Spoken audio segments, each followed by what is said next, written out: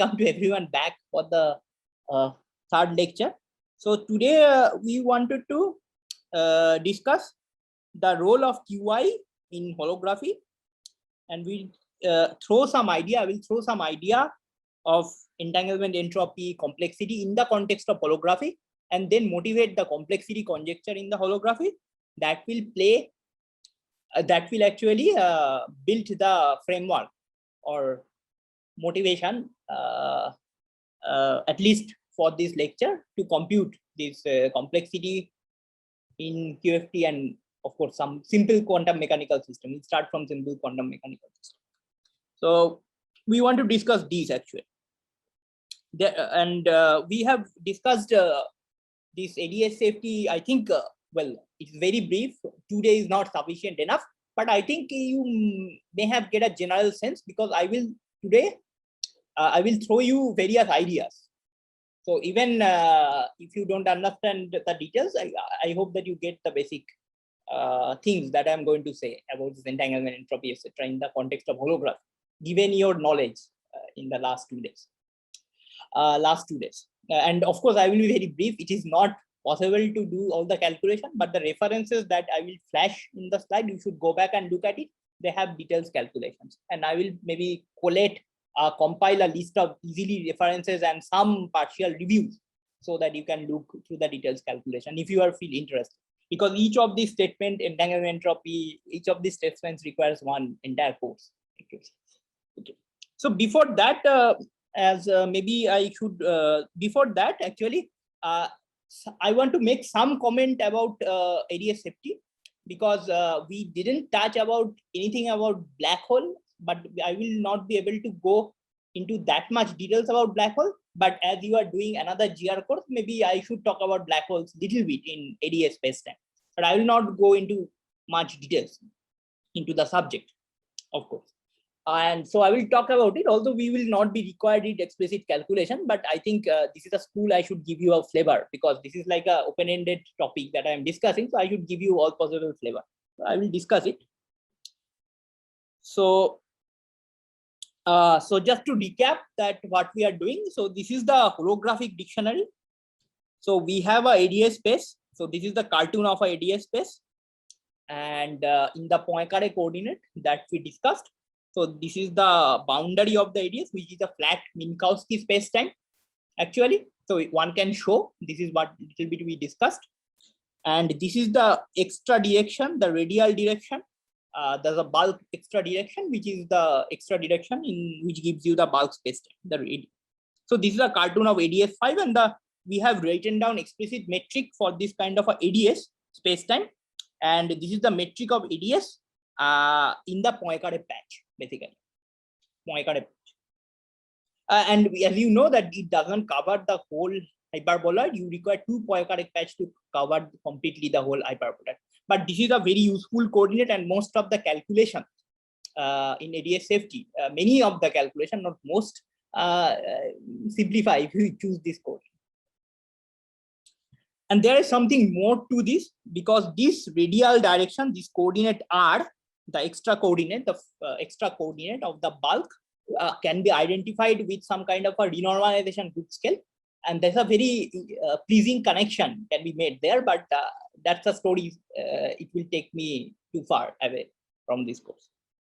So the dictionary says that we have a weakly coupled gravity theory defined in this bulk spacetime on the there's a bulk on the ADS spacetime, and that is equivalent to a strongly coupled conformal theory sitting at the boundary of this anti-de Sitter spacetime. Although it's not exactly clear that at least the discussion that we have where this strongly coupled element goes into that is actually the known cases are all strongly coupled field theory. And to understand why the strongly coupled thing is needed, we need to require to actually go to the original example, of course, which comes from the string theory, the n equal to 4 super Yang-Mills in D equal to 4 dimension is equivalent to the type 2B supergravity theory in ADS5 process 5. But don't worry if these sentences does not make anything to you. So this is an example from string theory, which actually says this is super Yang-Mills, n equal to 4 super Yang-Mills has to be a strongly coupled theory. So we expect that duality hold in the strongly coupled regime, basically. At least that is how it is formulated in the original version. But we little bit expand, we can little bit generalize this thing, of course, in the bottom-up approach, but we still don't know what is the condition, the condition of the spectrum of the theory, conformal theory, which should for which the duality will work. But these are all interesting discussion. I will not be able to go into that. It requires some more knowledge about conformal field theory. But if you are interested, you should look at those reviews, which is mentioned in my. Okay. And this is the dictionary that we actually discussed, and this will be a brief recap. So what we discussed is that the isometry, that is the symmetry transformation that gives this ADS metric invariant, that has a SO_D(2). The generator of them forms a SO_D(2) group. So this isometric group of this ADS matches with the conformal group in D dimension, because conformal group D dimension is also SO_D(2). If we have written down all the generators of the conformal theory, conformal group, and they are in 1-to-1 correspondence with the killing vectors in the ADS space. So if you calculate all the killing vectors solving the killing equation in the ADS spacetime, take the boundary limit, and then you will have, you can identify all the generators of the CFT. So CFT is something that we have seen is not just invariant under the Lorentz and Poincare transformation. That is the usual case. What you have learned if you did quantum field theory in your MSc or will be doing, but it has to some extra ingredient, like it has to be invariant under scale transformation. Scale means the coordinate x prime goes to some alpha times x alpha some constant. And also it should be invariant under something called a special conformal transformation, which we've seen is something like inversion, translation, and inversion, some combination of these three. So CFT has a more symmetry, and that enables us to do some more non-trivial computation, like primary operators. We've discussed certain operators called primary operators, correlation functions of which are like 2-point and 3-point functions are entirely fixed by conformal symmetry. That is a very important result, and this is a very good exercise that you can also do. So you should look at this YOLO book, the DiFrancisco book that I mentioned in the reference. It has this exercise, it has this derivation, but you can, you should be able to do it by your own. This is a good exercise for fun. And also ADS CFT gives us a map. So there are bulk fields, some bulk scalar field in the bulk side, gravity side, some scalar field, gauge field, graviton, whatever you want. They are in 1-to-1 correspondence with the fields in the CFT side, and that is summarized here. So the operators of CFTs have 1-to-1 correspondence with the bulk fields. So scalar field in the bulk corresponds to some operator in the field theory with some conformal dimension delta. A mu in the bulk corresponds, J mu nu is the current, G mu nu, the graviton, corresponds to the stress tensor of the CFT, and so on and so forth. And this delta, this can be also related to the corresponding mass and the ADS length scale in the gravity structure, and so on. And so I will come back to you, just let me finish. And also the duality, finally the duality, the ADS CFT duality can be precisely formulated in this statement that the partition functions in the gravity side, which is made up of exponential of this action, gravitational action, evaluated on shell on this ADS background, should be equal to the CFT partition function, where the source in the CFT side is identified with the boundary value of the bulk fields. So if these two partition function matches with each other, then you know that it's guaranteed to, if you compute correlation functions, then all the observables, etc., because you can use this partition function to call all the physical observables, and they will match. And that is how this duality works. So this is the dynamical statement of the duality. So basically the punchline is that it translates all the field theoretic observables into the observables of gravity. So we geometrizing a complicated field theory problem, which is very complicated because it's strongly coupled. We cannot do perturbation theory. in terms of computing some geometrical objects. Yes, so I see a raised hand. Yeah, you can ask a question now. Hi. So this mu index of J and A will run over different dimensions, right? I mean, A mu index runs over radius d plus 1 and No, then this is J mu. so yeah, sure. So this is a bulk field. This is the one-to-one correspondence with the one. This is a one-to-one mapping. So means I'm not contracting them right directly. I am only contracting them when I write Ji times Oi. But remember, Ji is the boundary value of the M. So this J in J mu runs from where? Is it 0 to d minus 1? Yeah, this is the operator in the CFT which leaves one less dimension. So sorry for And this for it, notational. So I used mu index everywhere. okay, Mu okay, fine. index Yeah. everywhere. This is just a notational. Maybe let me, because of your comment, maybe let me put a comment here. This is a CFT D, and this is in ADS D plus 1. So sorry.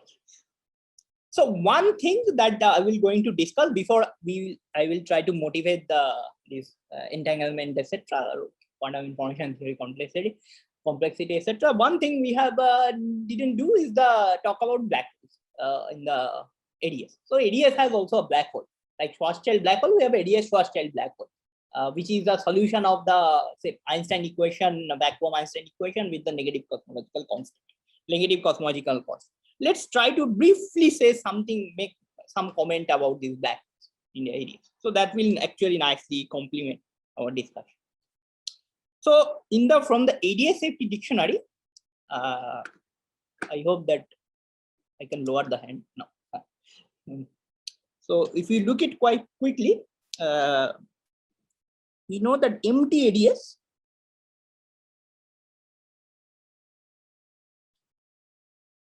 corresponds to the vacuum of the CFT.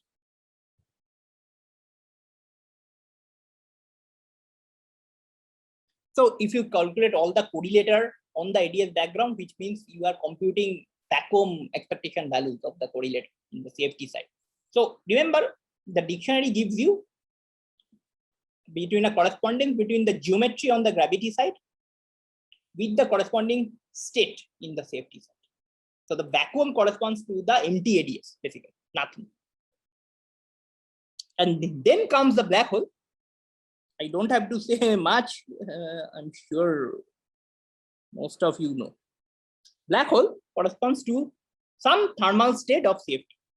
Of course, black hole is associated with the temperature, and that's why the reason.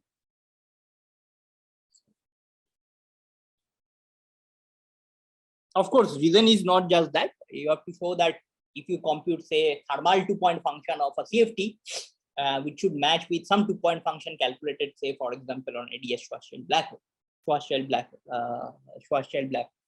So this has been done explicitly, but I'm just writing the statement.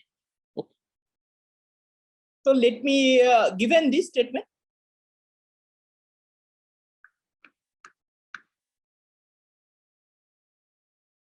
So one question is that doesn't the affine connection represent the gravitational field? Affine connection means you mean the gamma mu nu? Why? G mu nu. So G mu, so graviton is like the metric fluctuation, right? So if you have Minkowski space and part of it by H mu nu, that gives you the graviton. Similarly, G mu nu is the graviton, basically. Metric fluctuation is the graviton. Affine connection is nothing to do with anything of the field. It's not even a proper tensor, right? Sorry.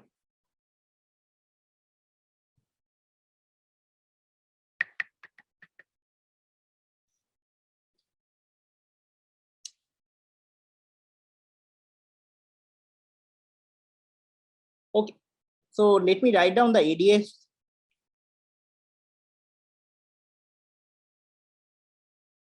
Schwarzschild metric, ADS Schwarzschild type of black hole here. These are non-rotating and uncharged black hole. of course, you have rotating version of like car ADS and charged black hole like Reichner Nordstrom also, but it's not important that. Yeah. So D-dimensional such ADS Schwarzschild black hole metric is given by this. I can see a raised hand. Just let me write the metric and I take the question. So I Euclideanized it. Of course, I have Euclidean metric. So we rotate the time. So this is, so there is no minus sign. But you can write the Lorentzian version also. That doesn't matter. Euclideanized.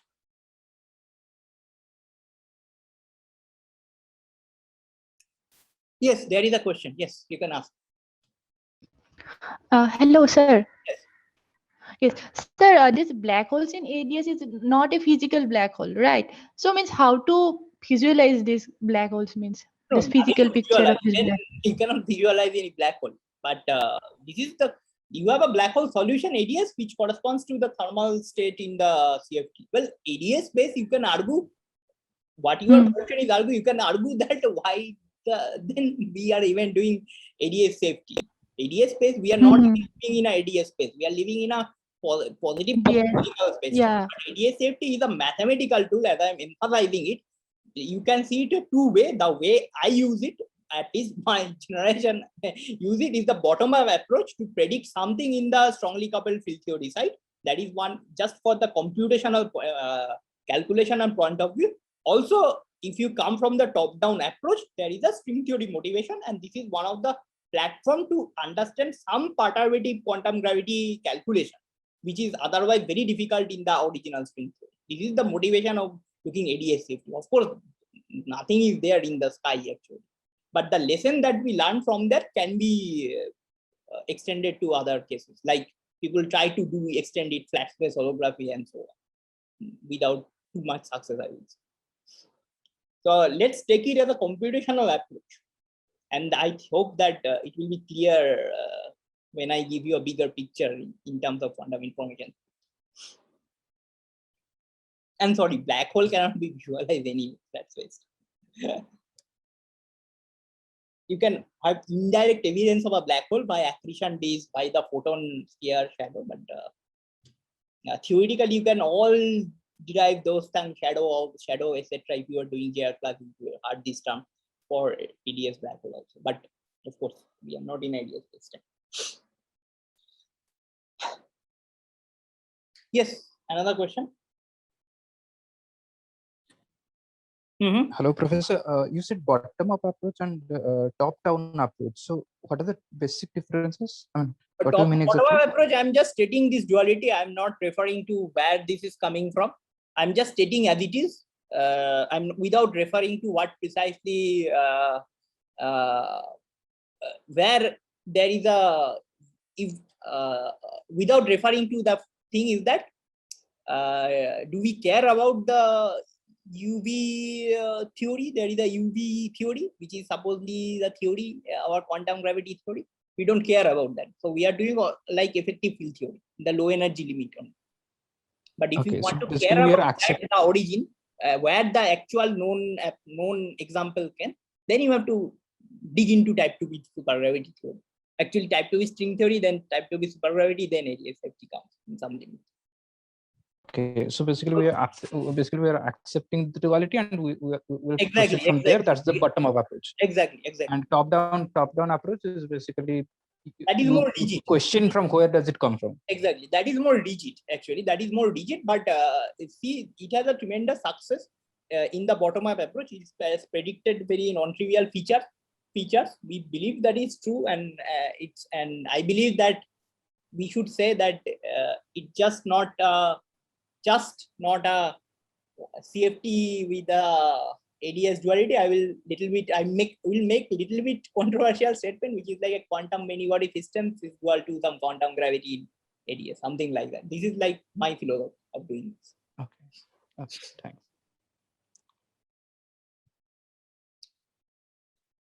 Okay, and so let me go into that, go into this. And of course, this is not a GR because there is a cosmological constant. So in GR, you know that you can only have spherical symmetric solution, static black hole. So these d omega for Schwarzschild, you have Schwarzschild type. So d omega will like the sphere metric. But when you are working in this ADS black hole, this d omega can be spherical. It can be planar, which we call ADS black break, and it can be hyperbolic. So the horizon topology is not just restricted to spherical surface. GR, it is restricted because of the rigorous theorems proved by Hawking and Penrose, but it is only valid for GR. But when you have a cosmological constant, you bypass them and you have this plethora of exotic solutions. Sometimes you will, if you go and read it, you will see that there's a ADS black brane, which means that d omega, this is like a flat space. Yes. Yep. Yeah. Ask.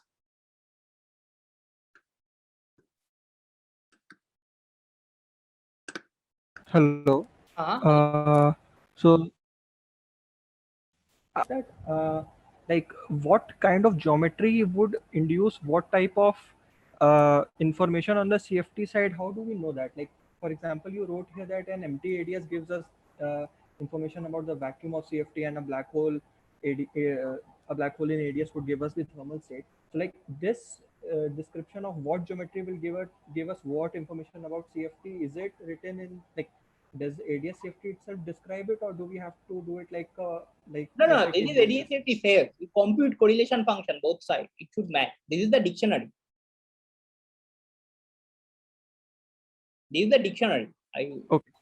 You have to take in. You have to believe it, check it, or throw it. This is philosophy. Okay, so I think I will little bit accelerate, otherwise not be able to finish. So then the horizon of this black hole is determined by this. Okay, and that determines the horizon.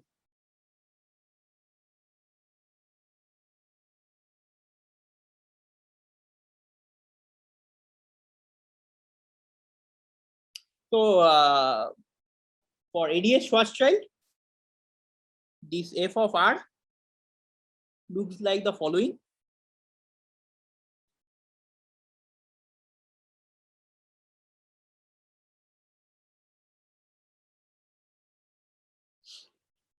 And you find the root. You take the largest root, which is the horizon. So you can find there will be a positive and negative solution. Negative solution doesn't mean anything. So you take the largest root, which gives you the horizon. The largest root. The trivial algebra you can do it.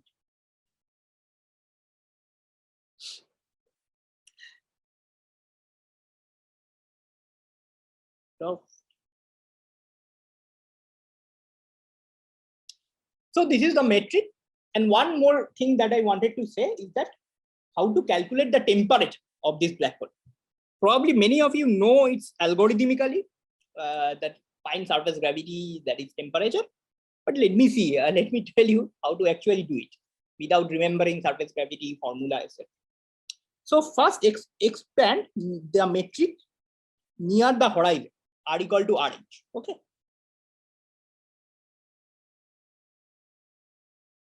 So then you have something like this.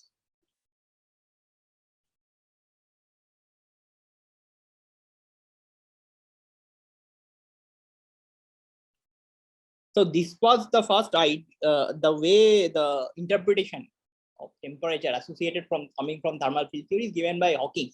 Okay. And this, I think, the more interesting part than just classical black hole geometry. So expand this thing near the horizon, and I don't care about this part anymore. You can forget about that. But if you look at it, these two terms, you can make an identification. Just the dt, dτ, and dr part in the following way.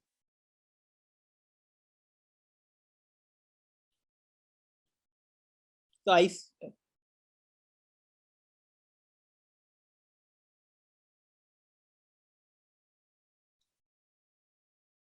and then, and where rho square is equal to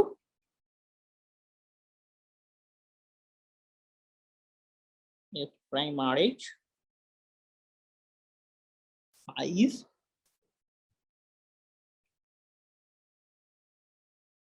that. So you can see this is nothing but a polar coordinate. And you know, in the polar coordinate, to avoid conical singularity, the phi should be periodic, 0 to 2 pi. Otherwise, you get a pizza slice type of conical singularity, and that we don't want, because after all, we have to evaluate gravitational path integral, and having a conical singularity in the path integral make the measure d g mu nu, that kind of a measure of the path integral, ill-defined. That is actually argued by Hawking. Actually, I will not justify it right now why it is problematic, but this is the reason. So to avoid the conical singularity,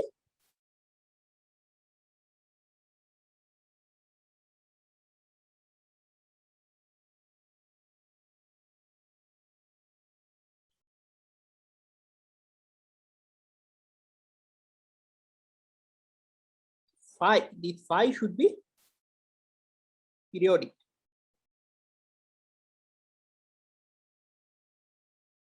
And which gives, because of this relation, tau plus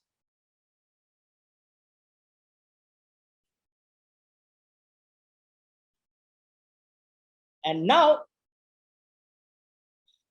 the periodicity in terms of this time, the Euclideanized time coordinate, it's get identified with the inverse temperature. Again, I will give you a heuristic argument. Actual argument comes from thermal field theory. The statement is the periodicity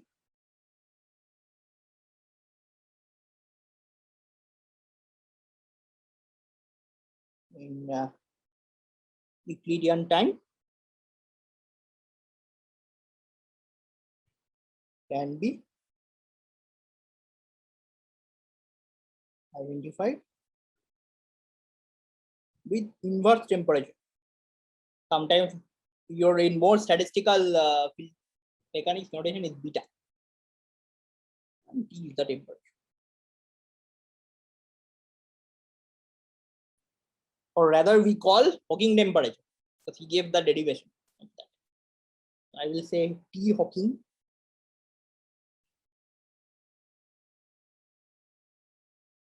that so-called the black hole temperature.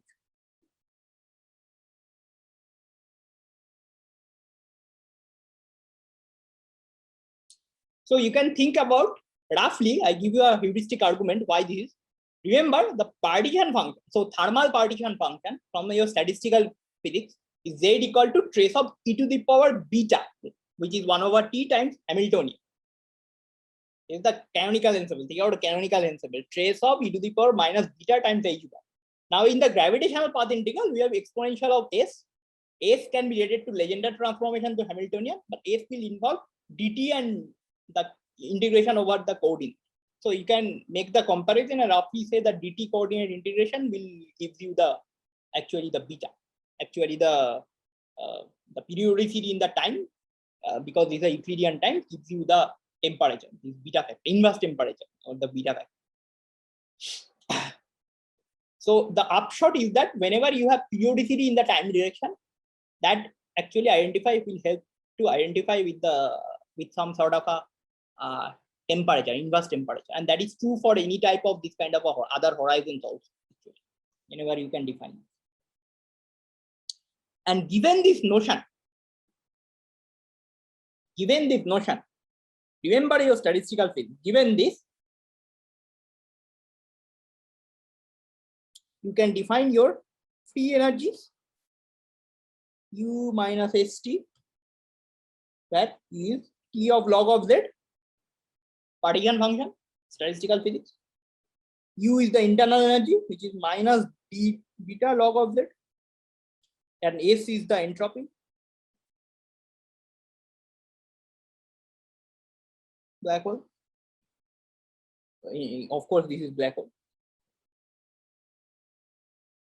And remember another thing, you know the canonical density matrix is given by minus beta I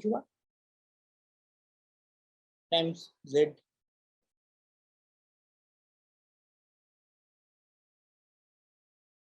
Yeah, I just copied from canonical. This is just the stuff from statistical physics.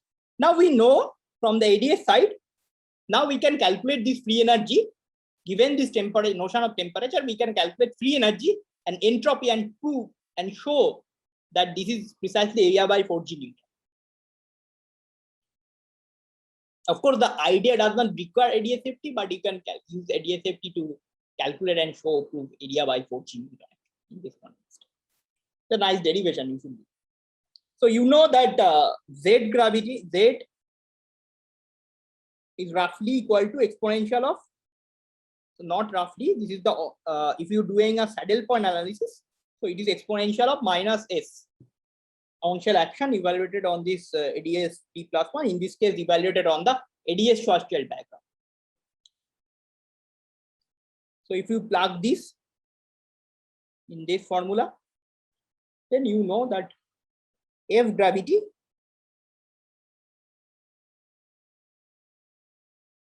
is T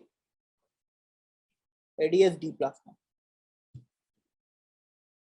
Now remember one important point. I don't know whether you guys are whether you are familiar with this. So what is the actually the complete action in the gravity side? For the, we have only Schwarzschild and there is no other field. So you know that, for example, let's take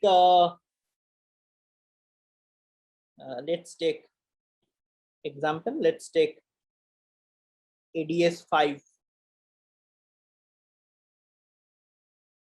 Schwarzschild. Okay. So what is the action? First part we know, you know very much familiar. 16 pi G Newton d5x root G plus some cosmological constant which is minus 2 lambda, which is in this case 12 by L square, which is minus 2 lambda. But now this is not the entire story. If you are familiar with little bit more GR, I don't know how much you have done. So what you do, you have to vary the action, find the equation of motion, which is the Einstein equation, and solve, and that gives the solution. But when you vary the equation of motion, it generates some boundary term, which should vanish at the boundary. Flat space is trivial true, but it's not always trivial that boundary term will vanish. Otherwise, they will affect the equation of motion. So to make the variational principle well defined, you have to need some extra term, which is something called a Gibbons-Hawkins term, which is one less dimension added to one less dimension. Root gamma is the induced metric defined at the boundary. This is something called extrinsic curvature. So of course, this part does not affect the solution of equation of motion. It does make the variational principle well defined. By cancelling the boundary term, it makes sure that you indeed get the Einstein equation, nothing nonsensical. Plus in ADS, there is some UV divergences. So you have to regulate some UV divergence coming from the boundary of the ADS. Then you need to something called counter term. SCT in this case, take this.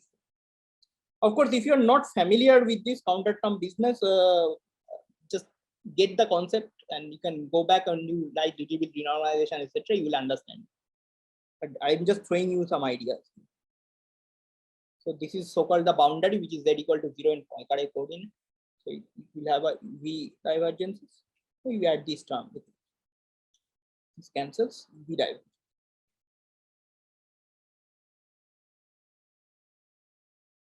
So all this gives you the actually the full action. Of course, both the boundary and surface term does not change the equation of motion, which it should not be. Otherwise, you get different solution. But it does help to make the variational principle well defined and cancel the UV divergence. And if you evaluate this action, on shell action, and then you then Z equal to the power minus S, and then you calculate free energy. And after you calculate free energy, you can also calculate the internal energy. And then from this, you basically calculate the entropy, and you will precisely see that it produces the area which should be.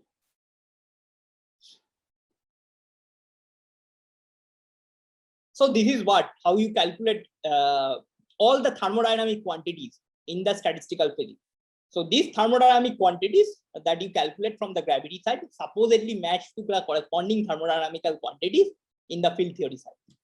And this is very helpful because it has been calculated to justify that these are conjectured thermodynamical quantities. Free energy, internal energy, this cannot be computed exactly if you have a strongly coupled CFT. For example, n equal to 4 sigma, it's very hard. Then lattice calculation is very hard. So gravity side do predict these quantities, and then you experimentally fit it. You calculate some observable quantities and fit with the experimental data. And in some regime, it actually pretty nice.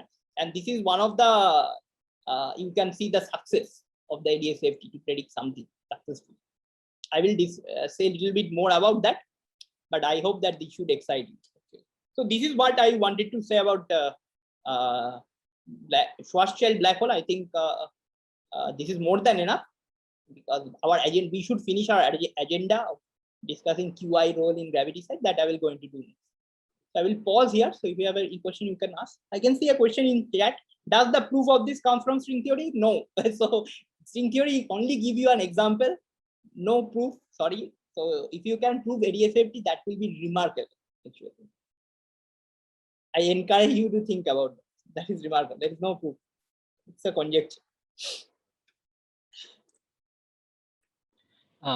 Yes. This divergence which we are trying to cancel with the counter term, is it coming from the Hawking-Gibbons term? So it comes from bulk action. It comes from Hawking-Gibbons term. Both. It's a little bit intricate. Also depend on the solution. You have to really do that calculation.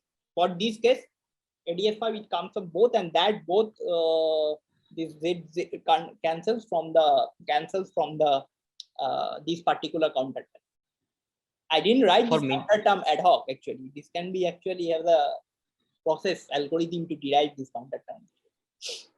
For Minkowski-Schwarzschild, it comes from Hawking-Gibbons only, right? Minkowski-Schwarzschild, I believe there is no UV divergence, right? Oh. Where is UV divergence? This comes from the Z integral. The boundary comes from the Z integral. With Z equal to 0, there is a UV divergence.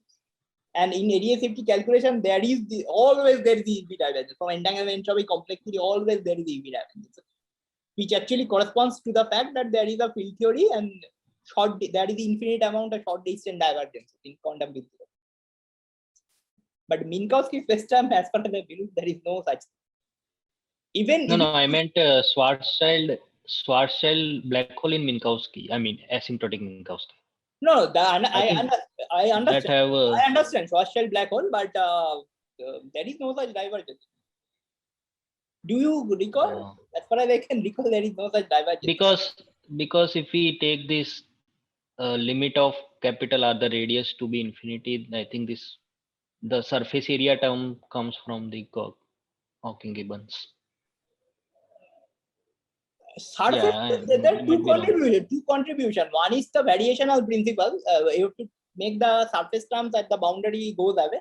And Minkowski system, I believe that even if you don't add the Gibbons-Hawking term, you can impose the Dirichlet boundary condition at your free will. The variation, the boundary term itself goes to 0 actually in Minkowski system. You don't even require to add the root gamma k to make the variational principle well defined. But in general, you should, because Minkowski is not a generic example. In general, to put the Dirichlet boundary condition, you should have this boundary term. Minkowski, and then it's asymptotically flat black hole, flat case, it's not that necessary. I see. But of course, if you wanted to do this derivation of black hole entropy following Hawking, you need to have this term. Otherwise, you will not get the area. Because remember, when you evaluate the on-shell action, equation of motion is the minimum of the action. So whatever left is the boundary term. Actually, the Gibbons-Hawking term is the important term if you have to derive the A by 4 G Newton. from this path integral from point of view. Otherwise, you have to just assume, right? In GR course, people tell you, oh, see, area black hole entropy is area by 4 G Newton. But why? This is one of the way. There is other way by Wald, by invoking the laws of first laws, etc.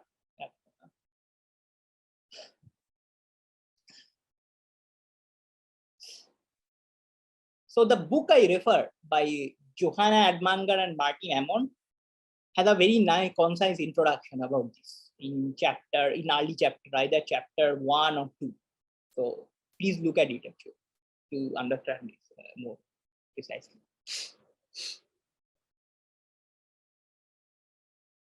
Okay, I think we should move on and complete our agenda. So yes, as I said, and I hope that you look at, go through these references that share, that it is, and over the years, like we have like 97, the conjecture came, yes, if I remember correctly. So it has found a lot of applications. For example, it provides a very interesting ballpark estimate of viscosity to entropy ratio. So one question, book of the mention. Also, so this book is actually there. This one. It is in my. It should be in my one of the notes also. Mention these references. So this does not cover all the application of ADS because this is an open-ended subject. Nothing can cover this subject as a textbook, but some introductory portion, string theory part is there in this one. Gauge gravity duality by Ammon and Erdmann. It is there in my notes, so you don't have to remember here. Okay. So it has provided a ballpark estimate the eta by S shear viscosity to entropy ratio, which is turned out to be 1/4 pi in the when you have Einstein gravity in the bulk, and this plays a very important role in understanding QGP, etc., quark-gluon plasma, etc. Of course, ADS safety calculation does not completely match with what we get experimentally. Otherwise, we would have solved QCD problem. Of course, these are not match, but this is the first analytic calculation for a strongly coupled theory, and the deviation is actually not much. So it actually, ADS safety actually tell us why eta by S should be unit of 1/. We should measure eta by S in the unit of 1/4. These are very remarkable result actually. Of course, it doesn't exactly match with the experiment, but these are great insight coming from ADS safety. Also, for example, and the references, the corresponding references is cited, like Kopsung Strong standard. These are landmark paper calculating the eta by S. So it has also given us deep insight for universal features of renormalization group. Something called a C theorem, which says that there should be a mode for relativistically unitary quantum field theory, relativistic unitary quantum field theory. If you have a two fixed point UV and IR, and if there is CFT at these two fixed points, there is a monotonic quantity that actually characterizes this RG flow, which is called a C function, basically. And the C functions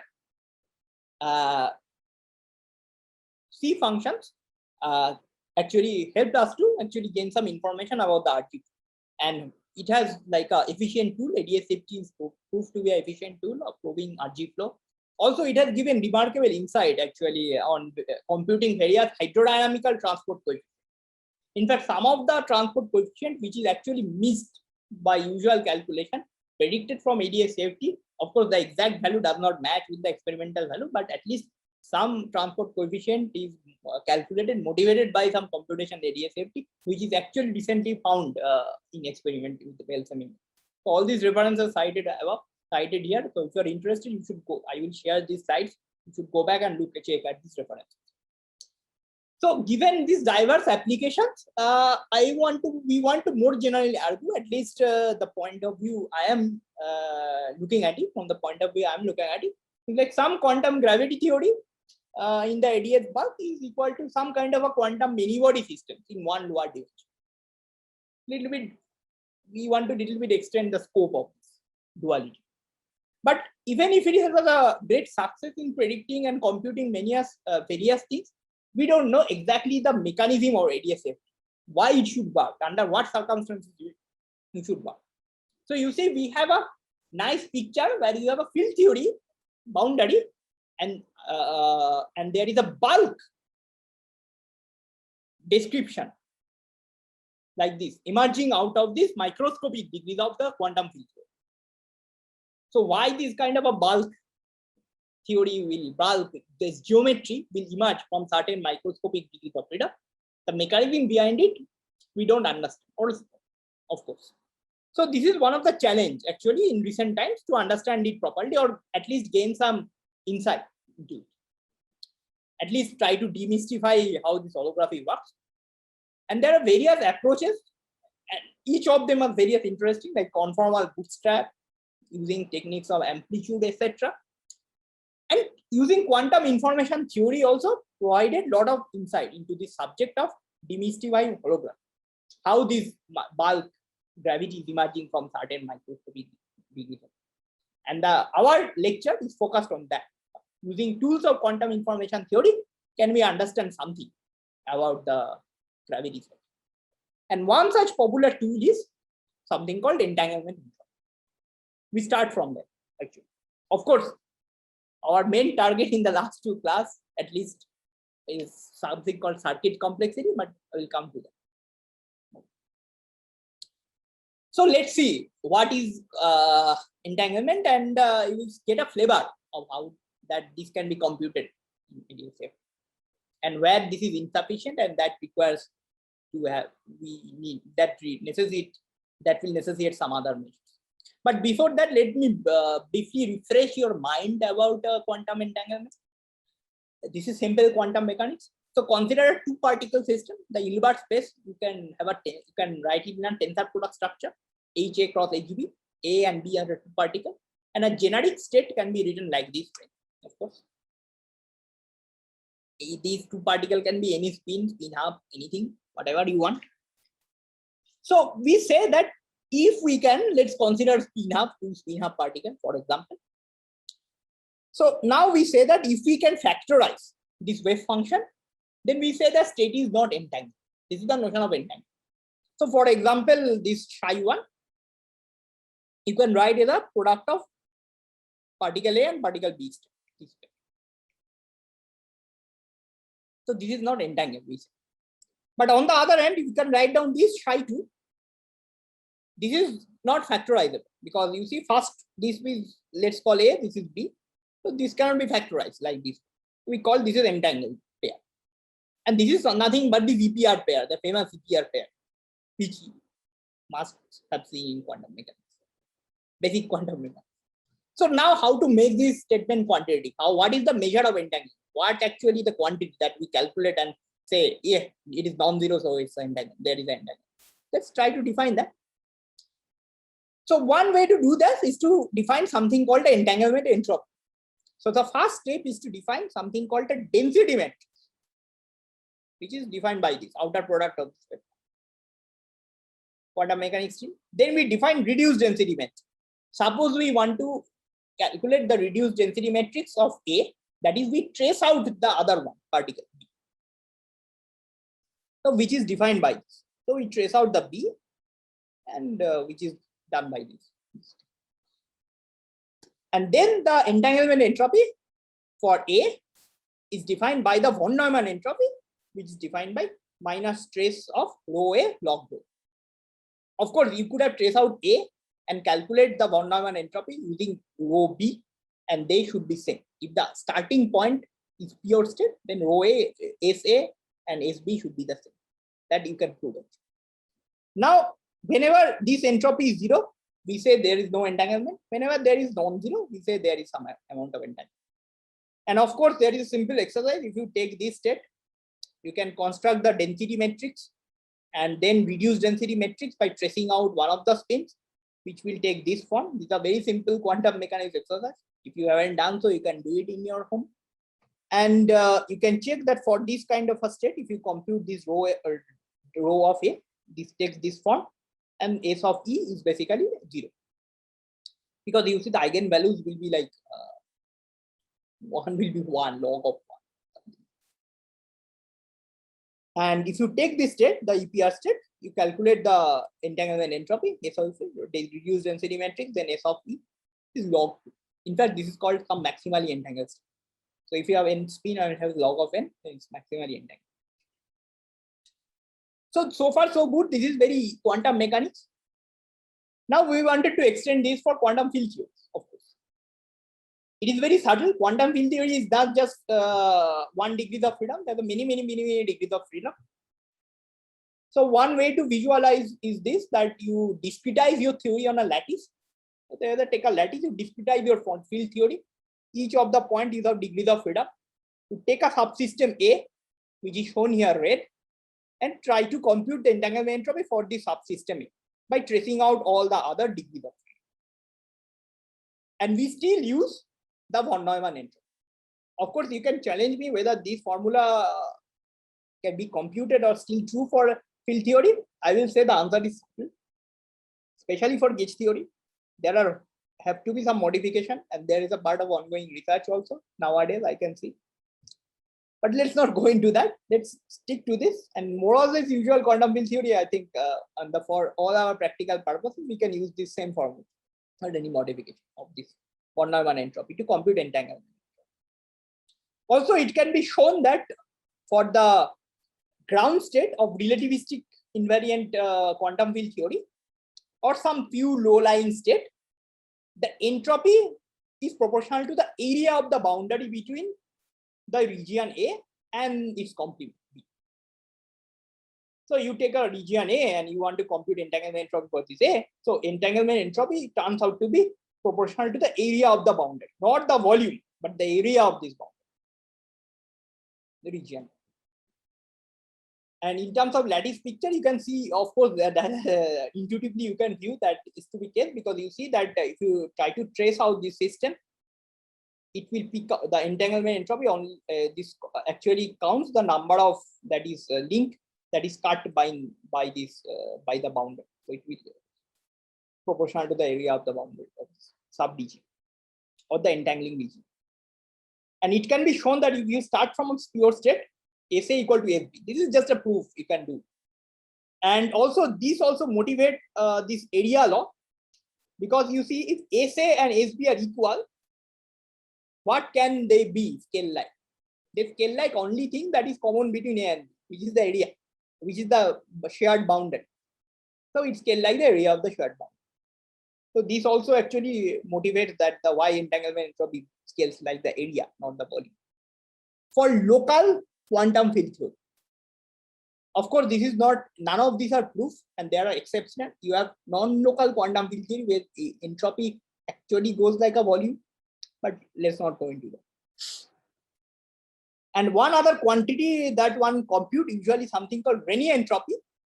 So first you actually compute rho to the nth power of rho, then trace and log, and then define this Renyi entropy. It gives you the full entanglement spectrum. It contains a lot more information than entanglement entropy. And then entanglement entropy is basically n equal to 1 limit of this Renyi entropy. In general, computing this quantity is very hard, except for some special theories like two-dimensional conformal field theory. In general, higher dimension especially is very hard. For interacting quantum field theory, analytically computing very hard. So now that motivates, what about holography? At least for certain cases where we can apply holography, of course we cannot apply holography everywhere, but where we can apply holography, can it help to compute the entanglement entropy? And what it teaches us from the gravity geometry point of view. What are the geometric quantity? So each of the observable in the field theory side, we will say related to some geometric object in the gravity side. You will see. So before that, let's make a brief comment about the structure of entanglement for the CFT. Entanglement is the same, right? This is you have the quantum field. You can view it like a discretized. It's the same. You can define like a wave functional out of a quantum field theory, and same way pretty much you do quantum mechanics. The essence is same. I don't know what is precisely the question of meaning of entanglement means, but it is precisely the essence is same as that of quantum mechanics. So if that this question. So each point there is a quantum fields, which gives you the some degrees of freedom, and whether they talk to each other or entangle each other, that is measured by this von Neumann entropy. That's it. Of course, there are infinite number of degrees of freedom. So entanglement entropy is basically UV divergent quantum physics, unlike quantum mechanics. Yeah, Rayleigh entropy, that is by definition. Rayleigh entropy, that is by definition. That is nothing to do any holograph. There is a quantum information theory. This is by define the Rayleigh entropy is different. Even if you try to take n equal to 1 limit, actually you can prove it. Actually. So the generic expression, yes, analytic continuation of it, right? You have to do that, and that makes it so hard to compute. If that is a so in general, the entanglement entropy, the structure of the entanglement in the field theory, CFT looks like this for event dimensional CFT, for a safety in 4 dimension, for example. So you have this area term. Of course, there is a UV divergent, so you have to regulate by this UV cutoff there, area term, and then there is other so on term, and you will find a logarithmic term. Epsilon is the UV cutoff, and then there's a logarithmic term in the expression of the entanglement entropy in for event dimensional CFT, and the coefficient of this logarithmic term is something related to the central charge, which actually measures the how many number of degrees of freedom there in the theory. And this is something a universal quantity in CFT. We didn't discuss about central charge, but let's take my word for granted from now. And of course, why this is universal coefficient? Because you see all the other coefficient, if you rescale your UV cutoff, you can always rescale your UV cutoff, that will change the coefficient. But because there is a log term, if you rescale your UV cutoff, this coefficient will not change. So this is a universal term. We call this the universal part of the entanglement entropy. And mostly we try to compute this or extract the information about this log term because it's universal. And of course, there's an area log term. And in the odd dimension, you don't get a log term, but you just get a constant term, and this can be interpreted as some kind of a finite part of the CFT partition function evaluated on a sphere. Again, I will not able to show you any of this statement, but you have to take it for granted. As I said, the log terms are often known as universal term, and this is the most interesting pieces that we are in look for. And again, you can compute Rayleigh entropy, but it's horribly complicated, except from 2D CFT, where you have a power of Virasoro symmetry. But in general, it's horribly complicated. You have to take n copies of this density matrix. This is something called a replica trick. You have the same theory, but you take n copies of the same theory with a suitable boundary condition. Then your resulting theory will be on an n-sheeted Riemann surface, and you have to compute partition function on that. So it's non-trivial computation, but 2D CFT it can be done. Higher CFT is very trivial. Only free field theory it can be done, and mostly people resort to numerics. And of course, if you can compute Rayleigh entropy, you can take entanglement n equal to 1 limit of after analytic continuity. This is one of the questions. So this is the structure of the CFT. Now let's go to the holographic entanglement entropy. How do we compute it if we have a ADS? And there is a remarkable proposal by Ryu and Takanagi of computing entanglement entropy in the gravity set. So we call the Ryu-Takanagi proposal. Let me describe it. So now our CFT, what is entanglement entropy of what? So entanglement entropy of a subsystem that is sitting at the boundary of the ADS, which is where the CFT lies. So this is the boundary of the ADS. Take a subsystem of the CFT A, we want to compute the entanglement entropy of this A by tracing out all the. We compute, and we, for simplicity, will compute, and we consider a case where there is no. This is a static case. It can be generalized for a non-static system with the suitable modification, but let's not go into that. And the wave function, because you have to trace out the wave function, right? So wave function generally defined on a constant time slice of the boundary. That is how you define wave functional in the field theory, quantum field theory. Quantum field theory probably you don't encounter in your usual courses, but this is how we define wave function, which is defined at a constant time slice of the space-time. So anyway, we want to compute the entanglement entropy of this subregion A in the boundary theory. And Ryu Takanagi proposal says that using holography, you can compute it by this formula. So entanglement entropy of this is nothing but given by some kind of a curve. This is a codimension 2 surface hanging from the boundary of this region, going inside the bulk spacetime. So if you have to consider all such family of the curve, pick out the ones which have the minimal area enclosed. So entropy is given by a minimal area curve or minimal area surface in general, hanging from the boundary of the underlying entangling region, probing into the spacetime. So a very horrible, complicated problem using gravity dual holography becomes a geometric problem of finding the minimal area surface in the ADS side. And of course, this is like a ADS boundary z equal to 0. This is the extraradial direction. Okay. So gamma A is the notation of the minimal. And of course, there is a Planck constant here. LP is the Planck length, which is related to the G Newton by G Newton. So there is a question, wonder what constant do we minimize? Oh, this is homologous. So endpoint of this curve has to match with the endpoint of the boundary surface. That is a constant you have to. This has to be homologous. This should be touched. So this is the boundary surface. This is the area. So this should be the homologous.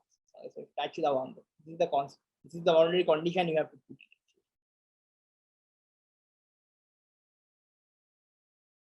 Well, for non-static static spacetime, it is.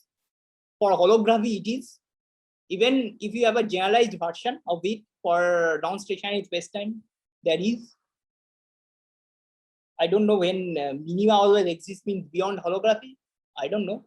If you don't beyond holography, you try to do this in gravity side. I don't know whether it exists, but holography, yeah. Yes. Ryu Takanagi proposal has been computed to many cases. It passed many consistency checks. So there are quantum information theoretic inequality that the entanglement entropy should satisfy. Okay. And this Ryu Takanagi formula satisfy all those quantum information theoretic inequalities. It has passed many checks. It has been computed both from gravity side. Of course, to check the holographic conjecture, you need to compute it from field theory and match, right? This is the two way. So you have to match that it matches with something in the field theory side. So it has passed all those consistency checks. So let's consider a very simple example of this. And this is probably the only calculation that I'm going to show in this slides in this context. So let's take a spherical surface and try to compute entanglement entropy for A. A is a spherical surface, so we can parameterize this part by spherical sphere. And of course, we consider T equal to constant time size here because this codimension 2 surface. This surface is a codimension 2 surface. So you have to put two conditions. One is the T equal to constant slice. And we can as well set it T equal to 0. So T equal to constant and T equal to 0 doesn't really matter much because it's anyway static space-time. So put T equal to 0. So that kills off this part.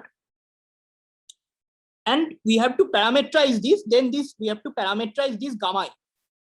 And because of this spherical symmetry, we can parameterize it by rho as a function of f of z. So we put rho as a function of f of z. Then you can see you kill off two coordinates and you have a three-dimensional surface, which is a codimension 2 surface in ADS 5. Codimension 2 means it has two transverse directions. That is the terminology. So we put rho equal to f of z here. And then you can find the metric, induced metric on this surface and calculate the area, which is given by this. Now you minimize this entropy. And if you minimize, you get an exact analytical result, which is this. So the Ryu Takanagi surface for a spherical entangling surface is also a sphere. Something like a sphere inside the bar. And then you put this back here, evaluate this. So remember that GZ integral, this integral over z. Of course, I have done the integral over the sphere part. Take all these factors come from there.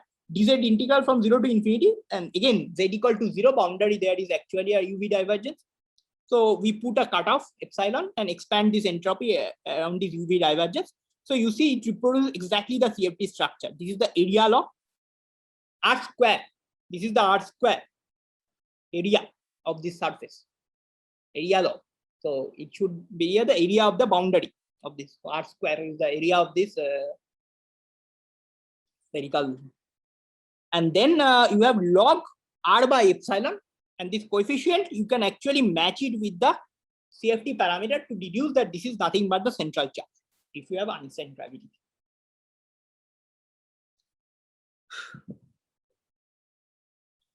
So this is very simple computation just for demonstrational purposes I have seen, but you should refer to original paper to have more non-trivial computation.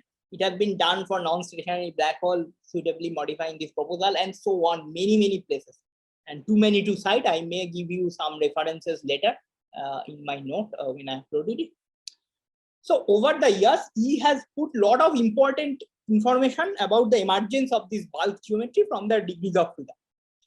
Basically, it has interpreted many important geometrical construct, geometrical object in the gravity side with the corresponding entanglement entropy structure in the boundary.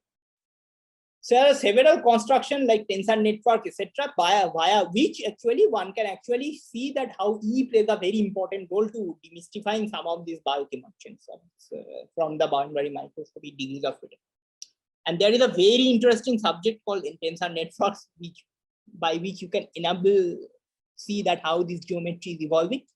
And given the interest of time, I will not be able to go into that much detail. So just to say that tensor networks is something like an efficient representation of quantum many-body wave function.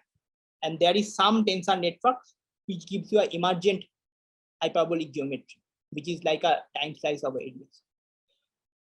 So these things I will skip actually. Unfortunately, I will not explain this, but it is included in this slide. You can go through it and look at this expression if you are interested. Even if you don't do holography, just do tensor network. These are very interesting things. You should go back and look at it. You can feel free to ask me a question later also.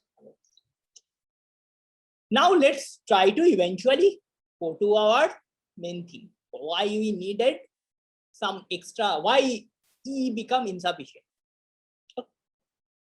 So now this holographic duality, as I said, this becomes more stimulating in the context of black hole. You have ADS, vacuum ADS, but you have black holes also. And there are certain regions of space-time which is inaccessible to the RT surface, Ryuta-Kanagi surface. So Ryuta-Kanagi surface cannot probe all the part of the space-time, especially in the context of black hole. And that necessitated, if you want to information probe those part of space-time, you need some other geometric construct. We'll see what. So one such thing is that, so there is a nice conjecture again by Bandla-Sena 2001. There is something called eternal black hole, which is nothing but you write your ADS partial metric in Kruskal coordinate. This is the maximally extended black hole. It's called eternal black hole. That is probably you also listen to this GR course. Not going to detail. And this eternal black hole geometry is something by ADS-CFT dictionary, using ADS-CFT dictionary, is conjectured to be dual to this thermophile double slit. So this is an example of eternal ADS3 black hole, which is sometimes called an eternal BTZ black hole. This is just a write down the ADS metric and do a Kruskal transformation. It's not exactly same as what you do. The Kruskal transformation is not roughly same with some overall parameter difference. But the idea is that this is the Kruskal extended, maximally extended black hole space. So U and V is these two Kruskal coordinates, which is related to the time original T and X by this. And this is dual to something called a thermophile double. Now, you see, this is the diagrams of this maximally extended spacetime. So it has a two-side black hole. You have maximally extended, and these two are the horizon, which is U times V equal to minus plus 1 defined. These are two horizon. The point where it crosses is the bifurcation region, which is the t equal to 0 point. And these two sides of the black hole, there is 2 CFT, and you can take 2 and make it a thermal CFT and take 2 eigens and take their eigenstate, energy eigenstate, and construct this state. If you look at its state very carefully, 1 denotes one side, one of this boundary, and 2 denotes the other boundary. And you see this is the entangled state. So you can see this is very nice. You see the power of this entanglement again here. So you have a maximal extended space-time. Apparently these two boundary physically don't talk of each other. Otherwise you cannot traverse it. You cannot traverse it. Physically they don't talk each other.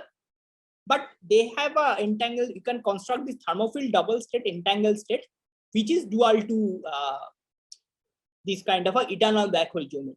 And this, because of there is an entanglement between these two sides, they talk each other via this entanglement. Not physically, not exactly, you cannot send light signal. By entanglement, they do talk each other, these two sides.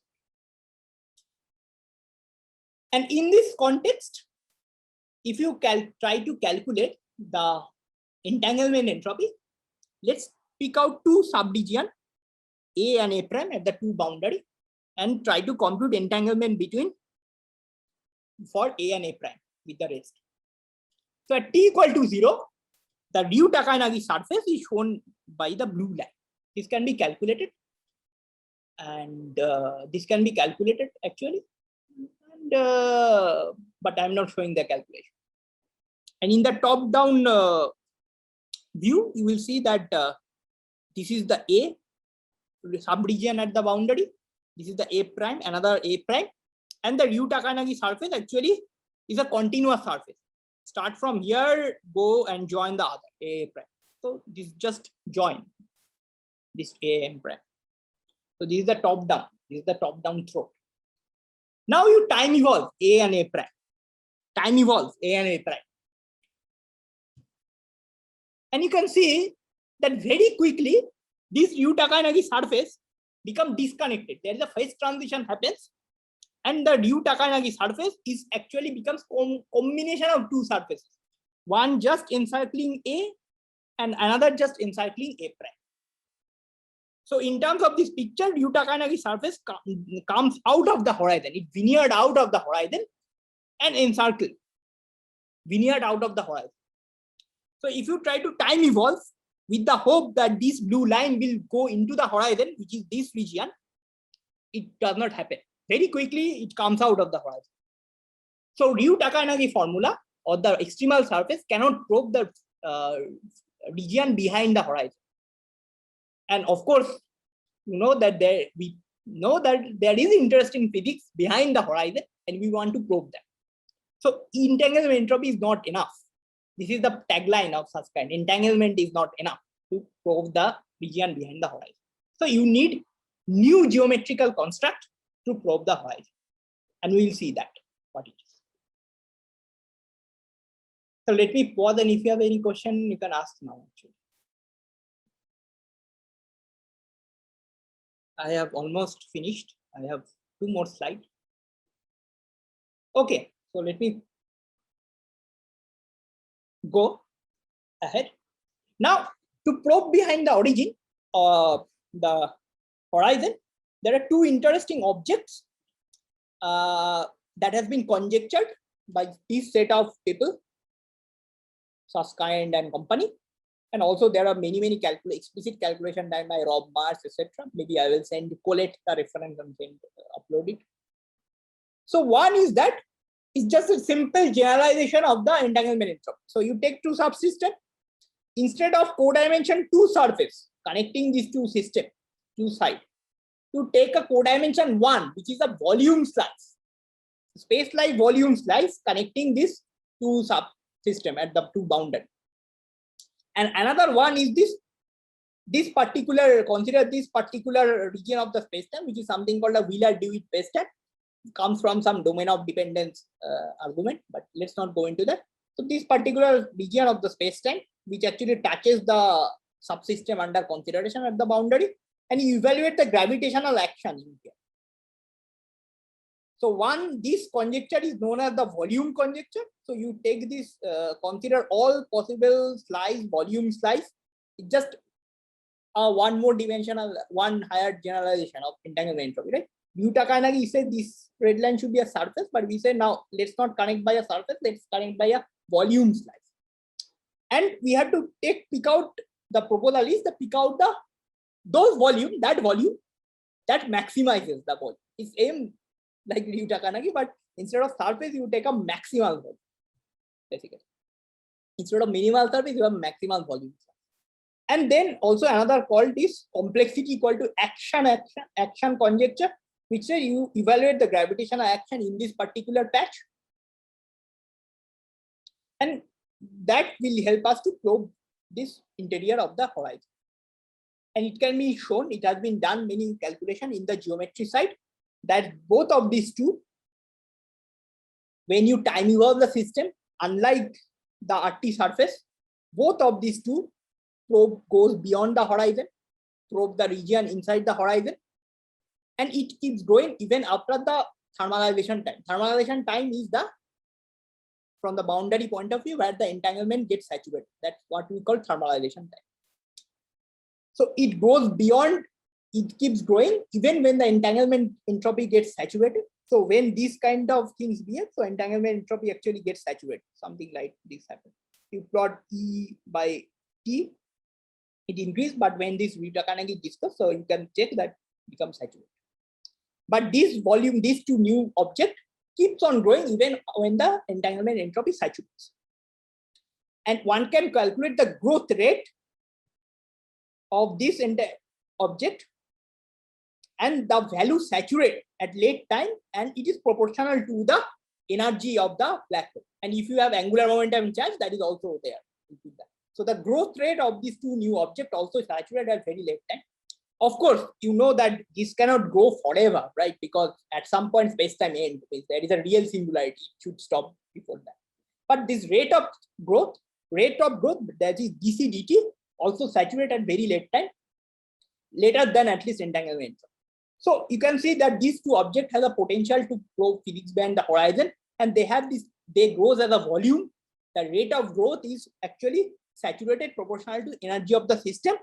And incidentally, this remarkable feature is found by done by Seth Lloyd, and that is something called a Lloyd bound, coming from the limit of the complexity growth of the underlying system.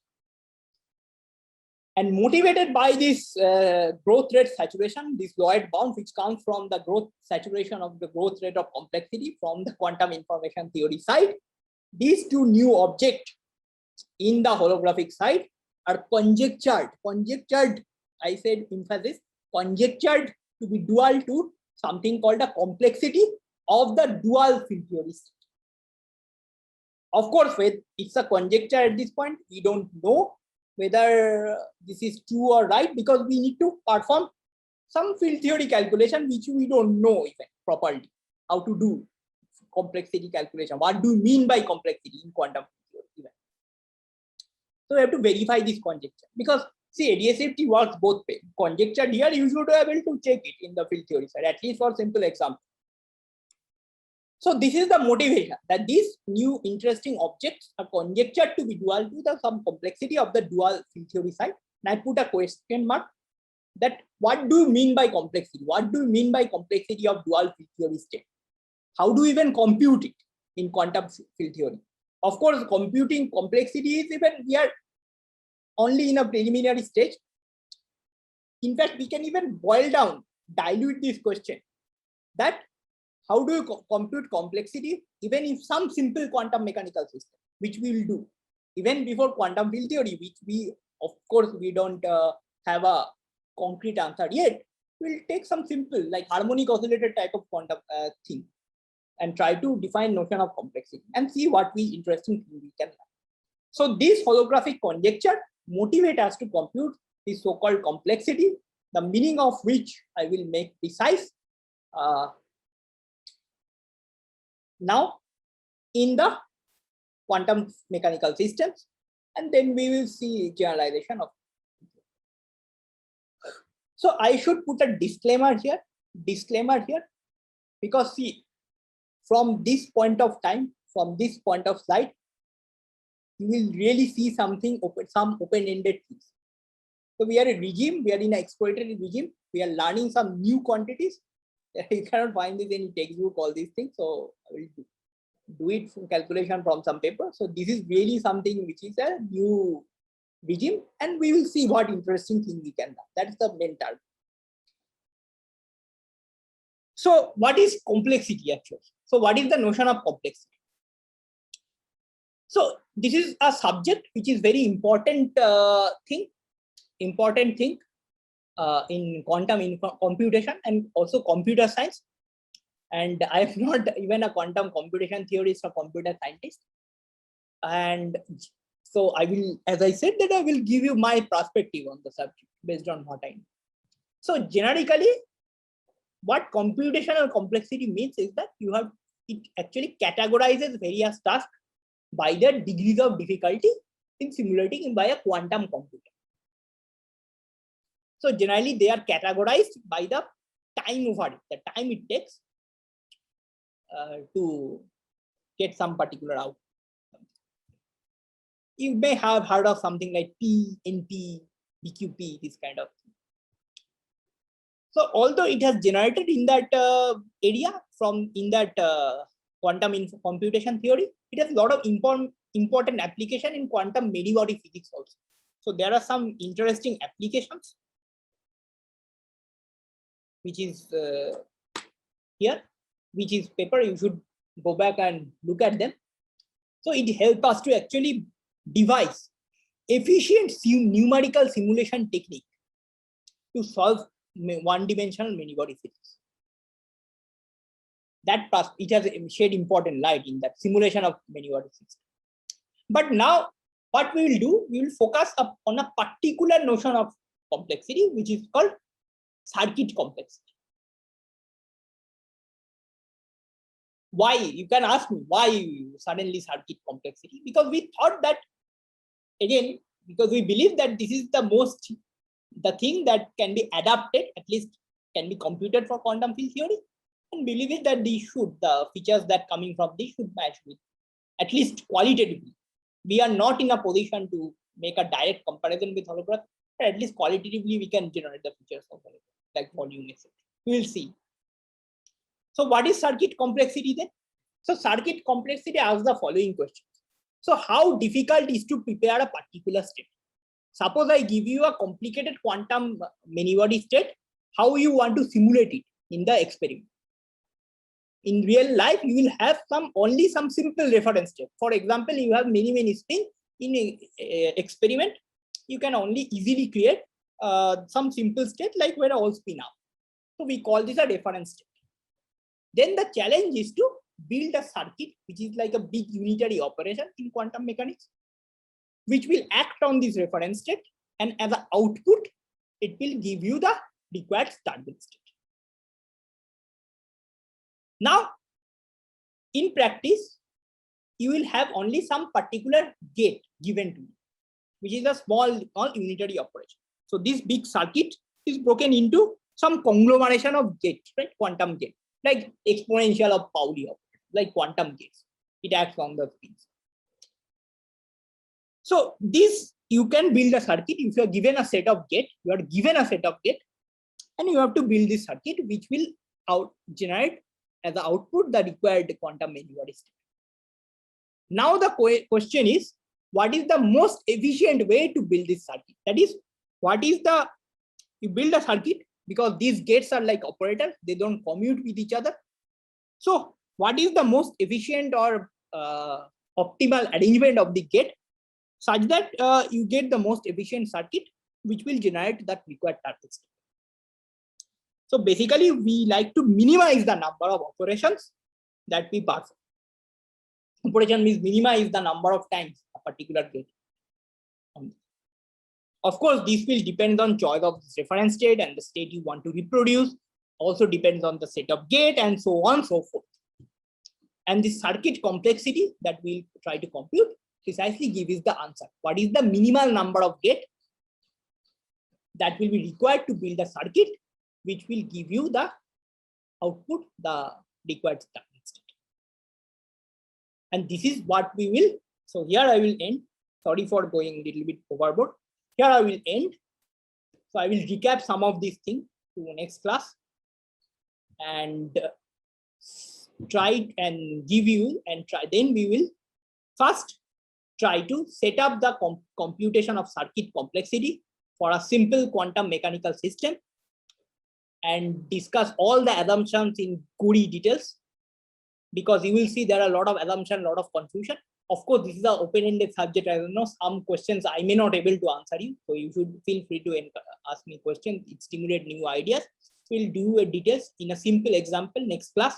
And once we do that, in the last class, I will give you a glimpse of what actually in terms of research and in terms of application I will do to conclude the series.